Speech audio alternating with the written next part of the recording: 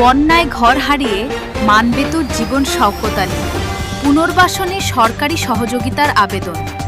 বিস্তারিত দেখুন মোহাম্মদ আসিফ ইসলাম সাইফের প্রতিবেদনে।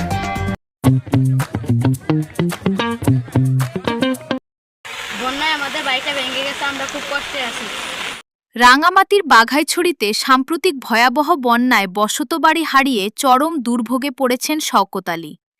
বন্যার প্রবল স্রোতে তার একমাত্র ঘরটি সম্পূর্ণ ভেঙে যায়। এতে ঘরের আসবাবপত্র ও প্রয়োজনীয় জিনিসপত্র নষ্ট হয়ে গেছে। বর্তমানে পরিবার নিয়ে নিরাপদ আশ্রয়হীন অবস্থায় মানবেতর জীবন কাটাচ্ছেন তিনি। আর্থিক সংকটের কারণে নতুন করে ঘর নির্মাণ করাও তার পক্ষে সম্ভব নয়। শওকত আলীর দাবি, প্রশাসন ও সমাজের বিত্তবান মানুষের সহযোগিতা পেলে তিনি আবার নতুন করে ঘর নির্মাণ করে স্বাভাবিক জীবনে ফিরতে পারবেন। আরে বৃষ্টিতে বন্যাতে আমার ঘর বাড়ির অবস্থা দেখেন, ঘরটা ভেঙে গেছে। আমি ছেলে সন্তান নিয়ে এখন থাকার জায়গা নাই। তো আমি এখানকার স্থানীয় প্রশাসকের কাছে আবেদন জানাচ্ছি, আমাকে যেন একটু দেখে। আমি এখন চলতে খুব কষ্ট হচ্ছে। আর যে অবস্থা বাড়িঘর করার মতন আমার এখন নেই। এদিকে স্থানীয় বাসিন্দারাও দ্রুত সরকারি পুনর্বাসন ও মানবিক সহায়তার দাবি জানিয়েছেন।